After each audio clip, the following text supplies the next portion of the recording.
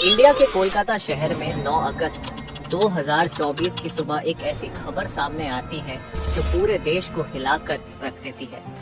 ये खबर थी एक 31 साल की महिला डॉक्टर की, जो कोलकाता के RG Kar medical college and hospital में अपनी ट्रेनिंग कर रही थी।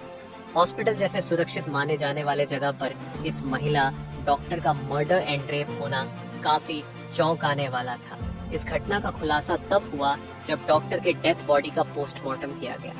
इस रिपोर्ट ने लोगों की रूह तक को हिला दिया, क्योंकि यह मामला सिर्फ एक मर्डर का नहीं था, बल्कि इससे कहीं ज्यादा खौफनाक केस था।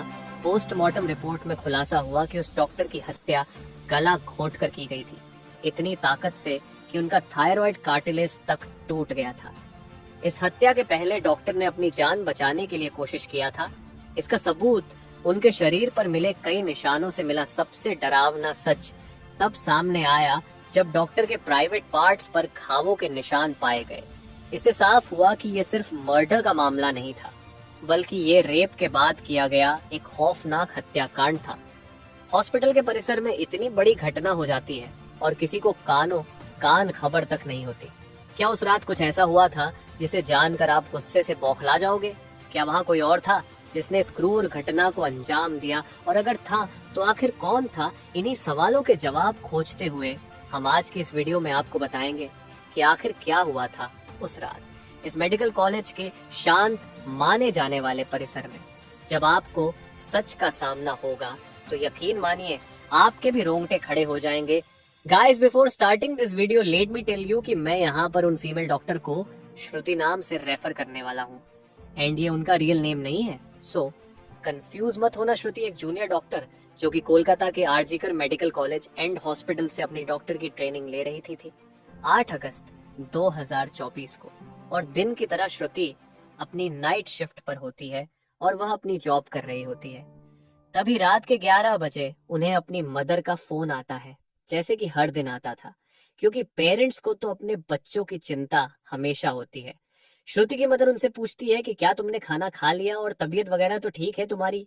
जिसके रिप्लाई में श्रुति बोलती है कि उनकी तबीयत एकदम ठीक है और वो बस अभी कुछ पेशेंट्स को देखने जा रही है, जिसके बाद वो अपने कलीग्स के साथ बैठकर खाना खाएंगे। अपनी मदर से बात करने के बाद श्रुति पेशेंट्स को देखने राउंड पर निकल जाती है। सारे पेशेंट्स को देखने में और अपना काम खत्म करने में श्रुति को रात के 2 बज जाते हैं, जिसके बाद वो अपने कलीग्स के साथ जाकर हॉस्पिटल कैंटीन में ही बैठ जाती है, जहां मिलकर ये लोग अपना खाना भी खाते हैं और साथ साथ थोड़ी बातें भी करते हैं। खाना खाते खाते और बात करते हुए रात के 3 बज जाते हैं और इस वक्त श्रुति थोड़ी थकान सी फील कर रही होती है, तो वो अपनी थकान दूर करने के लिए इस हॉस्पिटल के 4th फ्लोर में बने सेमिनार हॉल में जाकर रेस्ट करने लगती है। श्रुति के रेस्ट करते करते सुबह के 7:30 बज जाते हैं, पर वो तब भी इस सेमिनार हॉल से बाहर नहीं आती, जो कि काफी ज्यादा अनयूजुअल था, क्योंकि श्रुति कभी भी आधे 1 घंटे से ज्यादा का ब्रेक नहीं लेती थी।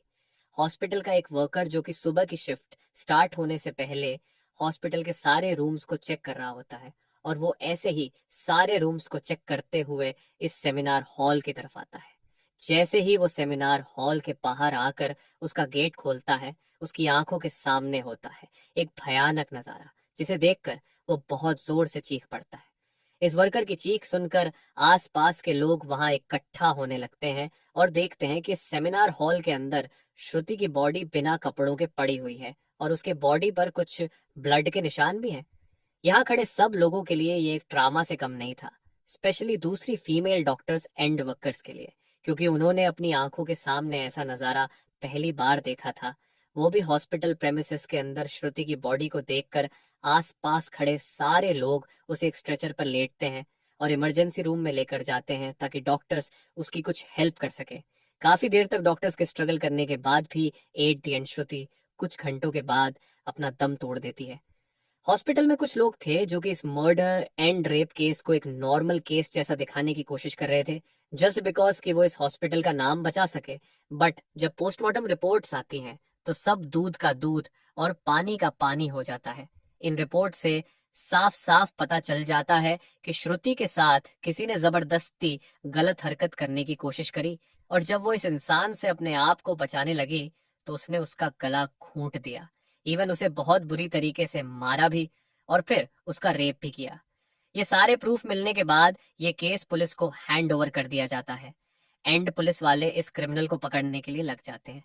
सबसे पहले पुलिस उस क्राइम सीन पर ही छानबीन करती है जहां ये सब हुआ था। किस्मत से पुलिस वालों को वहां पर श्रुति के कुछ नेल्स एंड ब्लड सैंपल्स मिलते हैं और साथ ही एक ब्लूटूथ नेक बैंड। ये केस शायद और भी जल्दी सॉल्व हो जाता अगर उस फ्लोर पर सीसीटीवी कैमरा होते तो, बट बदकिस्मती से इस सेमिनार रूम के अंदर या इसके आसपास कोई सीसीटीवी कैमरा नहीं थे। लेकिन जिस रास्ते से इस फ्लोर पर एंटर करा जाता था वहां पर कुछ सीसीटीवी कैमरा थे। पुलिस वाले इन सीसीटीवी कैमरा में सुबह के 3 बजे से 8 बजे के बीच की रिकॉर्डिंग चेक करते हैं कि इतने टाइम के बीच कितने लोग इस फ्लोर पर आए और गए थे। इन सीसीटीवी फुटेजेस को चेक करने के बाद ये पता चलता है कि टोटल 6 लोग इस फ्लोर पर आए और गए थे। ये पता लगने के बाद पुलिस वाले एक एक करके इन 6 लोगों को पूछताछ के लिए बुलाते हैं कि वो लोग वहां पर उस टाइम क्या कर रहे थे। और इन लोगों को इस बीच यहाँ कुछ भी अजीब दिखा कि नहीं, इन लोगों से पूछताछ के दौरान पुलिस वाले उनके फोन का ब्लूटूथ भी ऑन करके चेक करते हैं कि जो ब्लूटूथ हेडसेट उन्हें मिला था वो इनमें से किसका था। क्योंकि आपको पता होगा ही कि एक बार अगर आप किसी ब्लूटूथ डिवाइस से अपना फोन पेयर करते हो तो अगली बार वो उससे इजीली कनेक्ट हो जाता है। और फाइनली पुलिस वालों की ये ट्रिक काम भी आती है क्योंकि ये ब्लूटूथ नेक बैंड इन 6 लोगों में से एक आदमी के फोन से कनेक्ट हो जाता है जिसका नाम था संजय रॉय, जो कि एक सिविल वॉलंटियर था। सिविल वॉलंटियर वो लोग होते हैं जो कि पुलिस के अंडर काम करते हैं और उनकी हेल्प करते हैं छोटे मोटे कामों को मैनेज करने में। आपने बहुत सारे फेस्टिवल्स अनऑथराइज्ड पार्किंग या भीड़ भाड़ वाले एरिया में देखा होगा कि कुछ ब्लू कलर की यूनिफॉर्म्स पहनकर ऑफिसर्स खड़े रहते हैं जिनका काम होता है कि विदाउट एनी रीजन कहीं पर भी ज्यादा क्राउड इकट्ठा ना हो। तो अब पुलिस वालों को अपना पहला कातिल मिल चुका था जिसके बाद वो संजय रॉय से और गुस्से से पेश आने लगते हैं। बट संजय पुलिस वालों की किसी बात का भी जवाब नहीं दे रहा होता क्योंकि वो काफी ज्यादा नशे की हालत में था। इस बीच पुलिस वाले संजय का फोन भी चेक करते हैं जिसमें उन्हें भर भर के पोर्नोग्राफिक कंटेंट मिलता है जिससे उनका शक यकीन में बदल चुका था कि संजय ही श्रुति के मर्डर का मेन कल्प्रीट है। इसके बाद पुलिस वाले संजय रॉय को और ज्यादा डराने लगते हैं एंड फाइनली वो डर कर अपना गुनाह कबूल भी कर लेता है कि उसने ही श्रुति को मारा है और उसका रेप किया है। ये पता लगते ही कुछ पुलिस वाले और प्रूफ्स कलेक्ट करने संजय रॉय के घर जाते हैं जहां पर उन्हें एक शू मिलता है जिसके ऊपर कुछ खून जैसे ही धब्बे थे। तो पुलिस वाले उसका सैंपल कलेक्ट कर लेते हैं। थोड़ी और तलाशी लेने पर पुलिस वालों को संजय के घर के बाहर कुछ कपड़े सूखते हुए दिखते हैं और ये वही कपड़े थे जो कि उस दिन संजय ने पहने थे क्योंकि ये सब सीसीटीवी कैमरा में कैप्चर हो गया था जिससे जाहिर था कि संजय ये प्रूफ मिटाने की भी कोशिश कर रहा था। बट जब संजय को पूछताछ के लिए पुलिस स्टेशन में लाया गया था उस वक्त वो काफी ज्यादा नशे की हालत में था। तो क्या वो ये सब बस इसलिए कर रहा था ताकि उसे कम सजा मिले, जस्ट बिकॉज वो उस वक्त नशे में था। बाद में जब पुलिस वाले उस शू पर लगे ब्लड सैंपल्स को चेक करवाते हैं तो वो भी श्रुति के ब्लड से मैच हो जाता है which was a solid proof against him. इन सारी रिपोर्ट्स एंड डिटेल्स को एक साथ कंबाइन करके पुलिस वालों को पता चलता है कि उस रात संजय रॉय काफी ज्यादा नशे की हालत में था और वो रात के 11 बजे हॉस्पिटल में एंटर करता है। संजय अक्सर उस हॉस्पिटल में नाइट शिफ्ट किया करता था तो उसे यहाँ की काफी अच्छी नॉलेज भी थी कि कहाँ पर कैमरा है और कहाँ पर नहीं।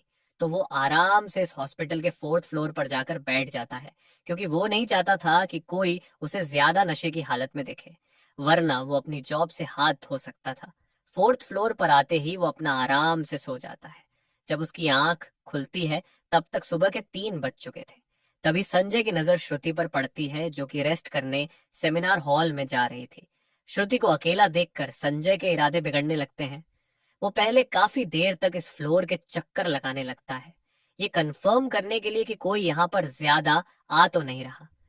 जब उसे लगता है कि हाँ उसका रास्ता साफ है तो वो 4 बजे सेमिनार हॉल के अंदर एंटर करता है और फिर वहां से 4:45 पर बाहर आता है।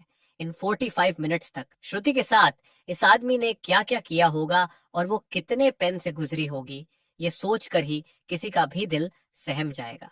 स्पेशली श्रुति के पेरेंट्स जिन्होंने इतनी उम्मीद से और सैक्रिफाइसेस करके अपनी बच्ची को डॉक्टर बनने भेजा था एंड श्रुति अपने पेरेंट्स की अकेली बेटी थी तो उनके लिए तो ये किसी सदमे से कम नहीं होगा। एंड गाइस, ये केस अभी भी क्लोज नहीं हुआ है और 23 अगस्त तक संजय राय को कस्टडी में रखा जाएगा। इस कातिल इंसान के साथ क्या होना चाहिए आप कमेंट में जरूर बताना, और इस केस रिलेटेड जानकारी देखने के लिए चैनल सब्सक्राइब करें। Thank you.